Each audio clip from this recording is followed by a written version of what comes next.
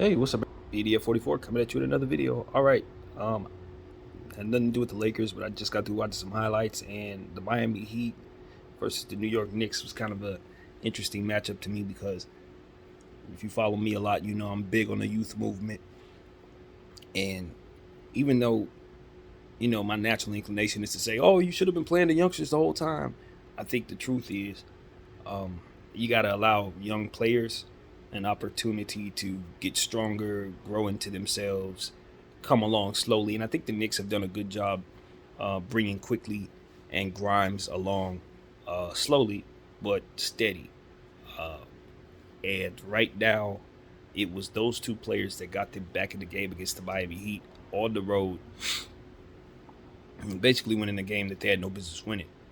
Now, the Heat didn't have Tyler Hero out there, um, so that was a huge deal. But all in all, I think what I took from that was just this is what I always say about young players um, when they are unproven but highly, you know, touted as young rookies or prospects. When you give them an opportunity, sometimes really good things can happen out of nowhere.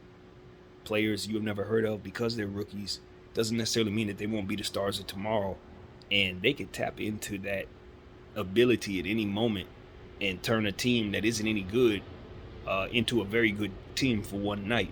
And I think that's what you saw tonight. You saw Emmanuel Quickley and Quentin Grimes just basically take over the game, And the Grimes is a lottery pick, if I'm not mistaken, a lottery pick, definitely a draft pick this year in the first round. And of course, Quickley was a guy they got last year, who we know can really light it up, a microwave scorer if we've ever seen one. So it was basically Quickley just lighting them up with threes and steals and layups, and then Grimes hitting threes, of which when I did my homework, that was supposed to be a weakness of his, but that 3-point looked sharp.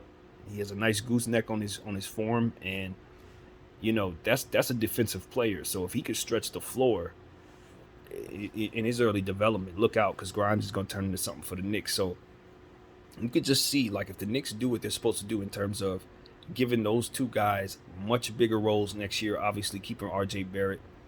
I think they have a recipe for a couple of good things. They could put together something good going forward. I know they've had a disappointing year. They relied a lot upon Kemba Walker. And this is what I always say. I think the Lakers made this mistake as well, picking their role players. You got to know when this is year one of a guy not having it no more. You gotta be able to anticipate when you are living in the past as it pertains to names.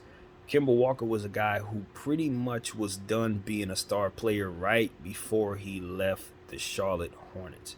He got to Boston, he was pretty solid, but you had to understand by the time he got to New York that he was a role player, that they were going to be asking him to do a lot more than he necessarily should have been doing. Now, obviously, you talk about Derrick Rose. He's later in his career. He's out with ankle surgery, so he won't be returning. So that automatically opened things up for those young players that we mentioned. But it's just one of those things where had the New York Knicks had the youth mentality in mind and kind of catered things around making sure Quickly got more of a look instead of throwing Derrick Rose and Kemba Walker out there to be who they used to be.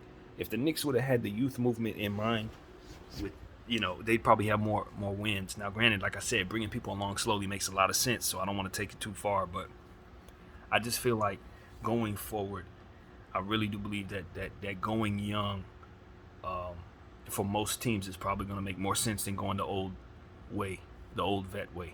You know what I mean? For a plethora of reasons, but none more than just understanding that these young players are coming into the league more prepared to be play at this level than some of the players that have come in previous generations. So give them a shot. I think the G League as well, I mentioned it a lot, but I think the G League, we need to start looking at the G League differently, because anything that your team needs is down there. You need a certain type of player, a certain type of prototype, you can call them up and they're there ready to help you. I think the connotation is that if you have a team full of G Leaguers, that your team sucks. I don't look at it that way no more. I used to a couple years ago, but I look at the G League as a real professional development entity. You know, it develops professional players, and a lot of these guys are down there not because they're not ready, but because GMs are still doing the old man thing. They're still doing what it is we're talking about. They're hoping that they can continue to kind of get a lot out of veterans. And politic ball is a big deal in the NBA as well, and it keeps prospects from getting opportunities because guys who have backing and political support in the league are going to continue to have jobs. You're going to see situations like with the Lakers when we had KCP. We got him because we knew he can give us a lifeline to Bron. That type of stuff takes roster spots away from prospects who otherwise, you know, and I know, if you pay attention to them, are ready to go. And I just think that we need to exit that era, the politic era, the era that I would say LeBron James kind of created, taking advantage of his power and being able to use it. Well, now that era has kind of settled and we've seen that image and we've seen that example, now we need to get back to the X's and O's of basketball and kind of building these teams more so on the fundamentals of basketball and less about just the inner workings of agent ball, which is what I think we're seeing, agent ball out there. And it's just, let's just get back to basketball. There's a lot of young prospects coming out. I think the league, and I've said this many times, needs to, over the next 10 years, look to expand to 2 more teams so that you can see more of these young players who have the ability to get better and be better, get out there and show what they can do. I think of guys like what Portland has going on with all these young players that we've never heard of. They're all productive.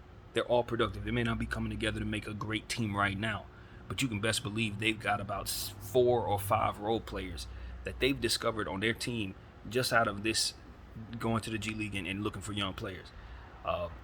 So as they find their stars, their team is going to be so much better than most because they've already found these young players now in 2022. So this is what I want to see my team do. This is what I want to see other teams do. Teams like the Knicks need to since they're going through a transition, they need to adapt to this. What I'm saying, I think they need to kind of focus on going the youth route too. I like what Charlotte's doing. They're focused on that. A lot of teams are focused on that, and I just think that's the way to go for the whole league. You know, that is the way to go. It is a replenishing time, if you ask me. This is the time when all the old guys come out and all the new guys come in. You know, and this is not how it is every year in the NBA. You know what I mean? But we're just going through that replenishing era right now, where it's time for the old stars to go ahead and hit the booth, and it's time for the young fellas who have upside to start showing that they have that. So that's what I'm seeing, man. The New York Knicks brought me to that conversation. Obviously, if you want to talk about the Miami Heat, they got a lot of problems. There are issues and stuff like that with Jimmy and UD and coach, and then turn around and lose a game like this to a team that should not have been able to beat them on their own floor. Probably aren't even playing to win at this point. So yeah, they're headed in the wrong direction. But that's it. That's another conversation for a whole nother day. Just kind of wanted to give you guys a little content, let you know what I'm looking at, and that's pretty much what I got to say about that. My name is BDF44. Thank you all for watching.